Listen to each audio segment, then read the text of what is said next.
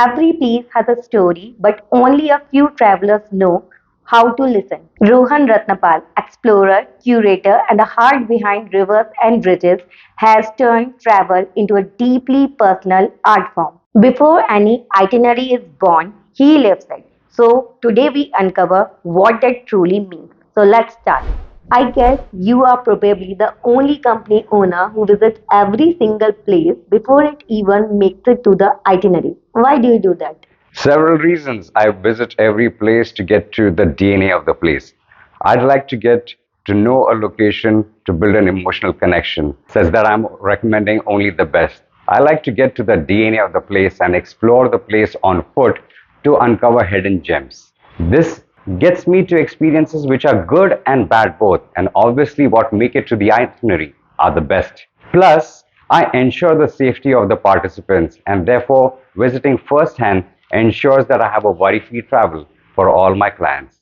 Yeah, I think that safety of clients should be the topmost priority while arranging any tours and travel. Nowadays, most companies just pick places off, but you actually go and visit them first. So, what's something you have discovered on these trips that you wouldn't have known otherwise? So one perfect example is the Nokalakai waterfall, and my curiosity led me to the source of Nokalakai fall, which was way deeper than what normally people would go to. As we went to only the viewpoint, I had to go and explore the source, and that is the Fly waterfall, which is further down. If I had to just pick something from the itinerary online, I would have just picked Nokalakai waterfall. But it was because I was traveling myself on foot through the rugged path and going deeper, I was able to get to an awe-inspiring waterfall which everybody misses. And that is how it made it to the itinerary, and that's how our clients are able to experience it. Yeah, some places need to feel rather visited. So I'm little curious. Was there a moment in your travel where you just stopped and thought people need to see this for themselves? Absolutely. One of those moments is the wildebeest migration of Maasai Mara, where 1.5 million wildebeest are thundering across the plains. You can literally feel the ground tremble below you. With the sheer power of it all, the predators are capitalizing on the chaos, and words can't describe. The moments are best captured with your own eyes. You have to completely see it, feel it, and absorb it to cherish this moment. Oh, that's great. You have personally explored every part of Masai Mara. So how does experiencing it firsthand change the way you plan these trips? So many people ask me, why do I plan these trips during times which are not the regular vacation times? So the answer lies in experiencing the Great Migration, which does not happen in peak vacation season. It happens somewhere in July and August, where people specially have to take an off to completely experience these moments as whole. The reason being, animals are not going to look at your calendar and say, hey, it's your vacation time and let's move. They do it for their own survival. And therefore, you have to take those days off out of your vacation time and come and experience these moments firsthand. This is the reason why I visit such places, so that I'm able to curate an experience, ensuring that guests don't miss out on the breathtaking, authentic wildlife encounters and get the best of the money they spent and time they spent to come all the way down to Kenya. Oh, that's amazing. You're truly giving people an experience that is worth every penny on this trip. So here's the thing about the Great Migration period. This is where most of the action is taking place. So as the wildebeest are moving from the Serengeti into the Masai Mara, the whole commotion brings out activity throughout the wildlife, which could be the lions, the cheetahs, the leopards. So someone out there is hunting into this entire crowd of 1.5 million wildebeest. There are lions hunting, there are cheetahs hunting, there are leopards hunting, there are hyenas hunting. You can either get one of those shots during your safaris, making sure that you went there to experience, and you definitely had one of those best moments. Awesome. So when you take people to Masai Mara, what's the one golden moment that you always look forward to witnessing through their eyes? So when people come out for safari, they see wild animals and they can point out and say, this is an elephant, or this is a zebra, or that's a lion. But there's one moment where the lion's pride is getting ready for a hunt.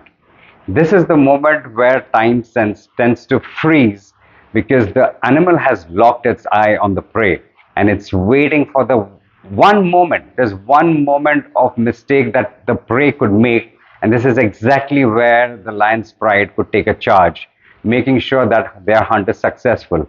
Unfortunately, there are times that they would make an attempt at least 10 times in the day, but only one is successful. During these times, our clients are gripped onto their seats. They are trying to see what's going to happen. They are anticipating a great action, but not every hunt is successful, which is why you have to wait in patience, wait for that heart racing moment. Once the chase begins, the adrenaline pumping moments are transferred from the animals to the customer seats, and they can literally see that something is going to happen.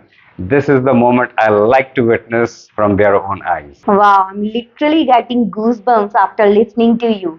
So, when you put together an itinerary, it's not just about famous places.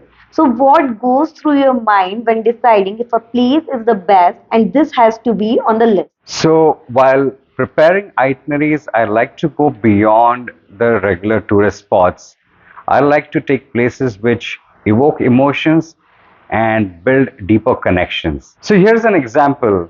There is Crescent Island Game Sanctuary, which is an island shape of a crescent moon located on the Naivasha Lake. Now, visitors would naturally visit this place as a part of their itinerary and go back seeing the birds, seeing the animals on the Lake Naivasha. But Crescent Island is such a place which you would keep wondering, how did the animals get to the Crescent Island in spite of having no way, there's no land around for the animals to move on to this island. So here's the story. There was a filming crew which brought all these animals while they were filming a film called Out of Africa. So they shot in parts of Kenya and they had few shots to be taken on this island, and they actually moved all these islands with their cameras, their equipment. After they finished recording, they went back, but they left the animals right there. And now it's not just the island with animals. There are animals who are thriving and growing in number, which means that the nature is taking care of them. Now, this is a story that people would like to know, and this is how nature looks after its own. And even if they are left behind, they can still become an ecosystem. And this is a story I would like to tell our people, and this is why it's made it to our itinerary. Oh, that's great to hear. Such rare moments and such rare places deserve a spot on what tour plan that we create. Actually, so there's a fine line between seeing a place and feeling a place. So, what's one experience on this itinerary that really flips that switch? I try my best to get the real, authentic experiences, which is why we choose to stay right inside the conservancy, as most companies try to book a place which is away from the Mara land, and you get to spend about 2 to 3 hours to get to the Mara and to go back to your place of stay, wasting a lot of time. But because of our relationship with the Maasai people, we are able to live right into the Mara where the action is just around you. So here is where I would say that you don't just see the place, but the real feel of it is when you're sleeping in the tent, you wake up in the morning, across the Talik River, you get to see an elephant. As you get into your safari vehicle, you hardly drive for 10 minutes and you get to see a complete pride of lions. And that's how your experience is filled with moments which you don't really have to work very hard for. Also, you get very good sleep at night, and next day morning you can start fresh, as opposed to waking up at 3 a.m. and traveling for 2 hours. That's how I make sure they truly feel the place and not just see it. Oh, I feel like I'm already there. So, you see things travelers don't. So, what's one subtle detail in Masai Mara that makes the trip special, even if people don't realize it? So here's the secret. There are many subtle details that are not on the itinerary, yet they have a tendency to leave lasting impression on our clients. One of the most memorable surprises arranged by the Maasai people themselves as soon as our guests arrive at the game lodge. While we keep the surprises under the wraps, it's a moment that perfectly encapsulates the warmth and authenticity of the Mara, making their experience feel truly special right from the start. Oh, now I'm curious to know what all special things you are planning in this trip. So, you could easily step back and run this business from a desk, but you don't. So, what is it about being on the ground that keeps you coming back? So it's a common myth that managing business from a desk is easy and that traveling with clients is all about having fun. The reality is this massive amount of work that goes into everything from meticulously planning the trip to turning those experiences into an itinerary and then explaining why these remote places aren't just for ticking off your bucket list, for truly living life's best moments. If I'm having fun, how can I ensure that my trip is running perfectly on schedule? My clients are having those unforgettable moments.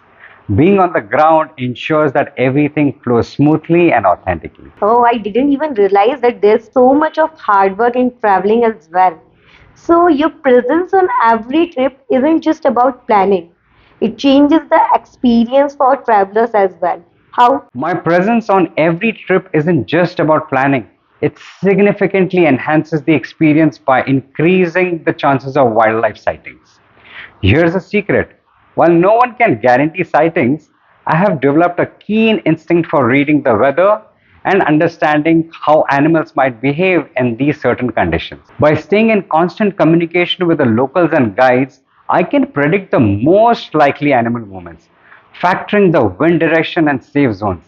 In these situations where people may have only 10% of chances to see wildlife, my calculated approach makes sure at least 50%, ensuring the clients have unforgettable wildlife encounters. To me, that is 100% success. Oh, it's amazing to see how much heart and effort you are putting into making this trip unforgettable for your traveler. So, how do you transform a group of strangers into a tight family like bond during your trips while still maintaining a high level of professionalism? I have a way of breaking the ice early on, making sure everyone is comfortable and engaged right from the start. As an expedition leader, when I build trust with each and every person, they naturally start to come together and forming a bond. Once that trust is established, the shared emotions of the experience do the rest, turning a group of strangers into a supportive community. Oh, now I would like to be a part of your travel community.